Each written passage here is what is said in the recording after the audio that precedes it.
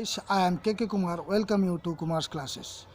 Guys, आज मैं relative pronoun का एक सीरीज शुरू करने जा रहा हूँ गाइस, जो कि कंपटीशन के तैयारी करने वाले स्टूडेंट्स के लिए काफ़ी लाभप्रद होगा गाइस।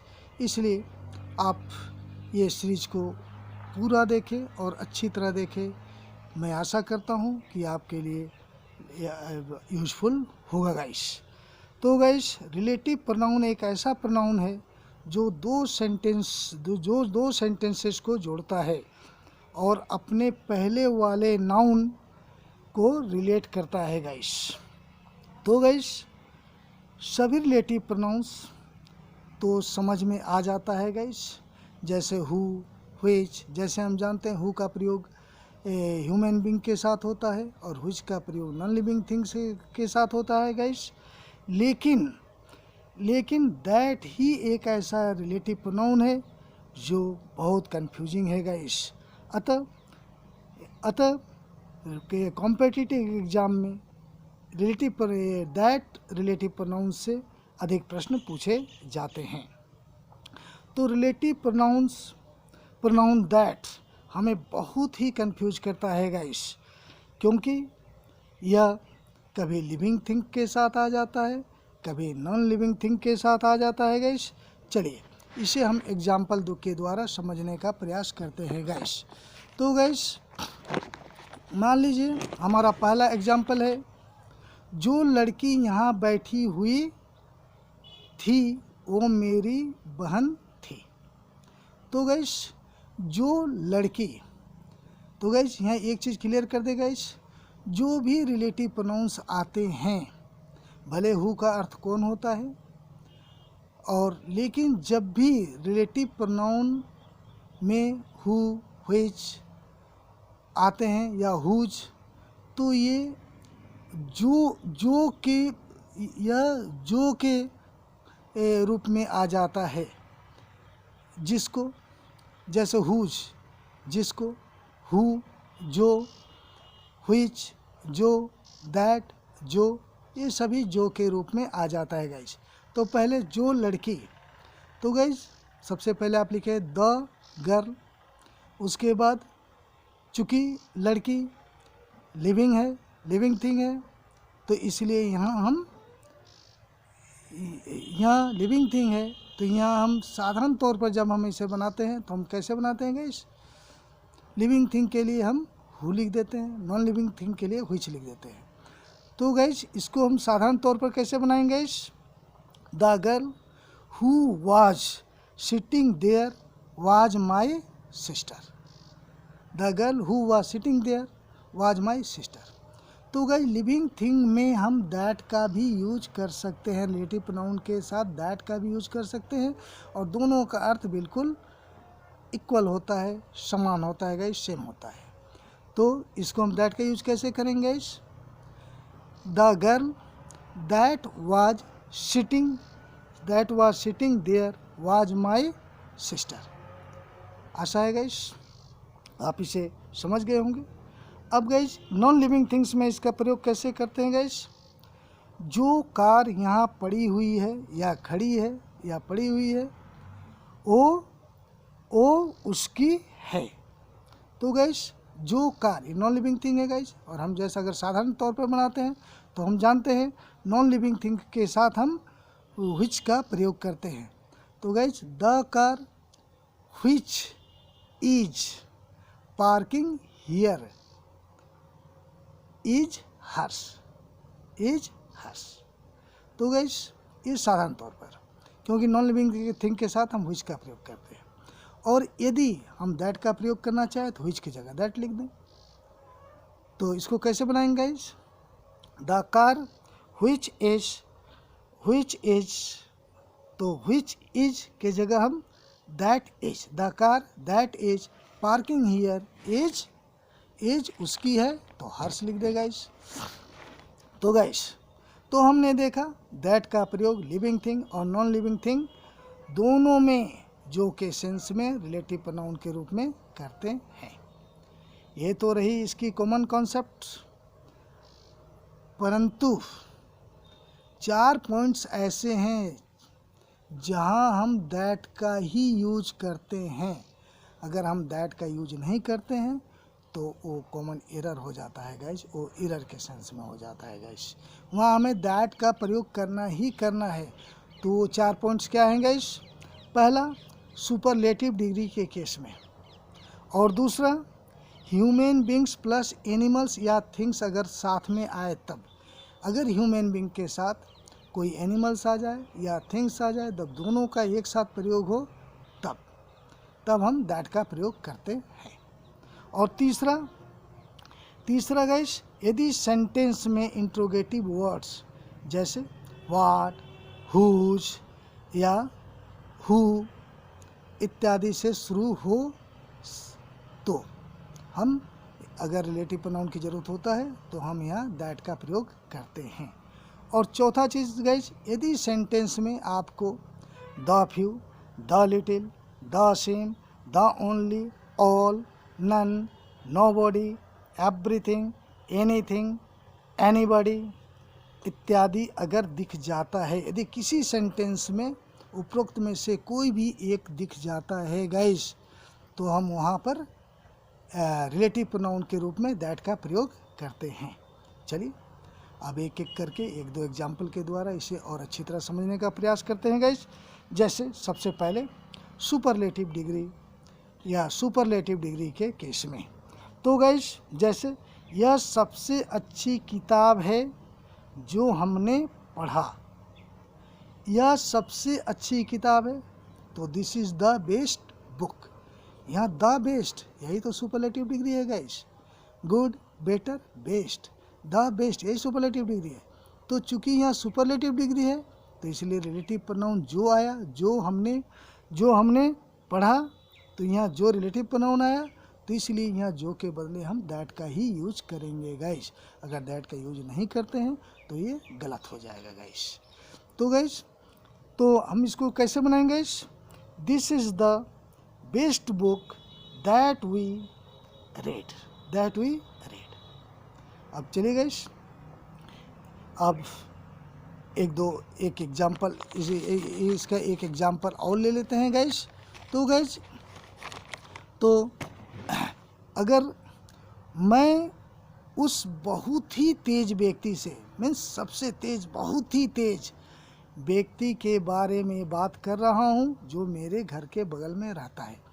यदि मैं कहता हूँ मैं बहुत ही तेज व्यक्ति, बहुत तेज व्यक्ति, मीन्स बहुत तेज व्यक्ति से, द मोस्ट इंटेलिजेंट मैन, बहुत ही तेज व्यक्ति से बात कर रहा हूँ, जो मेरे के बारे में बात कर रहा हूँ, जो मेरे घर के बगल में रहता है।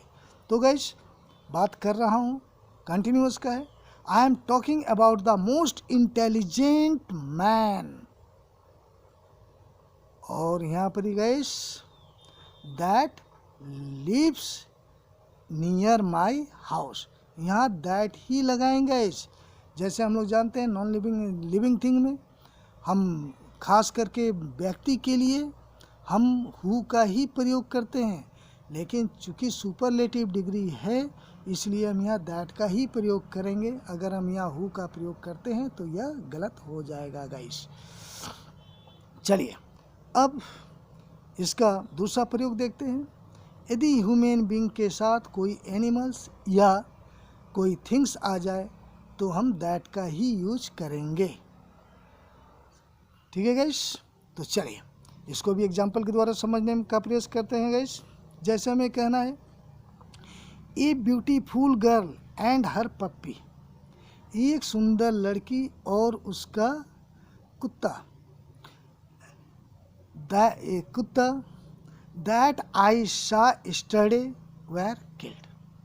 तो गाइस यहाँ है एक सुंदर लड़की और उसका कुत्ता। यहाँ सुंदर लड़की ह्यूमन बीइंग है, लिविंग थिंग है, ह्यूमन बीइंग आ गया, और उसका कुत्ता एक जानवर भी आ गया।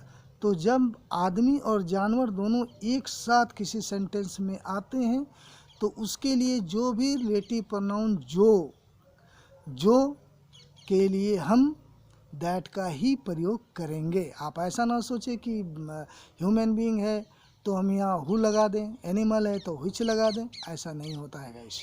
हम यहाँ दैट का ही यूज करेंगे, नहीं तो ये गलत हो जाएगा, ये रॉन्ग हो जाएगा। तो गाइस, तो हमने क्या कहा guys, a beautiful girl and her puppy, यहाँ जो के लिए that I saw yesterday were killed, मारे गए। चलिए एक और एग्जाम्पल देख लेते हैं guys. I saw a man and his black cat, मैंने एक आदमी और उसके काले बिल्ली को देखा। A beautiful girl and her puppy, I saw, मैंने देखा। ए ब्यूटीफुल गर्ल वाला तो मैं पहले ही बता चुका हूँ गाइस। चलिए अब ये दूसरा example guys. I saw a man, मैंने एक आदमी और उसके काले बिल्ली को देखा। 2 days एगो, 2 दिन पहले, एगो, जो, यहाँ एक आदमी ह्यूमन बीइंग है और काली बिल्ली भी है, इसके लिए जो आ रहा है, चूँकि यहाँ ह्यूमन बीइंग के साथ एनिमल भी आया हुआ गाइस, तो इस जो के लिए हम क्या यूज करेंगे, दैट हैव बीन किडनैप्ड, उनका अपहरण हो गया। तो गाइस आशा है यहाँ तक आप समझ चुके होंगे गाइस। चलिए अब तीसरे सेंस को देखते हैं। यदि sentence interrogative pronoun who, whose या व्हाट से शुरू होते हैं गाइस, तो इसके लिए यदि रिलेटिव प्रोनाउन की ज़रूरत है तो हम दैट का ही यूज करते हैं। जैसे कौन लड़की थी जिससे तुम बातें कर रहे थे, कौन लड़की थी, तो guys who was the girl, तो यहाँ हु से शुरू हुआ, जिसे तुम बातें कर रहे थे, इस जिसे के बदले हुम का यूज नहीं करेंगे गाइस, यहाँ हम दैट का ही यूज करेंगे। अगर हुम का यूज करते हैं तो ये गलत हो जाएगा, चूँकि ये वाक्य हु से शुरू हुआ है, कौन से शुरू हुआ है, तो guys who was the girl that you were talking with, जिसे तुम बातें कर रहे थे। आशा है गाइस ये समझ में आ रहा होगा। चलिए एक और एग्जांपल देखते हैं ताकि और भी अधिक क्लियर हो जाए गाइस। तो क्या है जो हम खा नहीं सकते, क्या है जो हम खा नहीं सकते, तो गाइस व्हाट इज इट, यहाँ व्हाट से शुरू हुआ है, व्हाट इज इट, जिसे, तो जिसे के लिए हम क्या चीज़ का यूज करेंगे guys, that we can eat, जो हम खा नहीं सकते। आशा है गाइस ये पूर्ण रूप से क्लियर हो गया होगा गाइस। चलिए अब अंतिम पॉइंट्स पर फोकस करते हैं गाइस। जैसा कि मैंने पहले बताया है, जब भी वाक्य में the, same, all, everything, none, nobody इत्यादि आ जाए या दिख जाए, सेंटेंस में ऐसा कोई भी दिख जाए जो मैंने इस लेसन के शुरुआत में ही जिक्र किया है गाइस, तो जब भी इस तरह के वर्ड्स दिख जाएं तो इसके लिए हम रिलेटिव प्रोनाउन दैट का ही यूज करेंगे गाइस। जब भी दिख जाए आप आंख मूंद कर दैट का यूज कर दीजिए, वो सही हो जाएगा। तो गाइस जैसे मैंने तुम्हें सब कुछ बता दिया है जो मैं जानता था, तो गाइस मैंने तुम्हें सब कुछ बता दिया है, I have told you everything, देखिए यहाँ एवरीथिंग आ गया, तो और जो, तो यहाँ चूँकि एवरीथिंग आ गया इसलिए इस जो के लिए हम दैट का प्रयोग करेंगे, दैट आई न्यू, जो मैं जानता था, दैट आई न्यू। चलिए गाइस एक और एग्जांपल देखते हैं। यह वही टी शर्ट है जिसे मैंने कल खरीदा, तो this is the same T shirt, जो या जिसे, तो दैट का यूज करें, दैट आई बाउट यस्टरडे। तो गाइस आशा है ये क्लियर हो गया होगा गाइस, और यदि नहीं क्लियर हुआ है तो इसको 1-2 बार रिपीट कर ले गाइस। और उसके बाद मैं समझता हूँ इसकी ज़रूरत नहीं पड़ेगी। और गाइस इसे आप अपने डेली यूज में लाएं और इससे मिलता जुलता और भी सेंटेंसेस बनाएं गाइस, और ये आपके लिए और से ही यूज़फुल रहा होगा गाइस, जैसा मैं समझता हूँ। तो गाइस आप इसे लाइक करें और शेयर करें ताकि और भी लोग इसका लाभ उठा सकें, जो आपके दोस्त हैं, जो आपके नज़दीकी हैं। और गाइज अभी तक इस चैनल को आपने सब्सक्राइब नहीं किया है तो आप इसे सब्सक्राइब अवश्य कर लें और समय पर नोटिफिकेशन पाने के लिए बेल आइकन भी प्रेस करें। Guys I think that's enough for today. Have a good day. Thank you very much guys.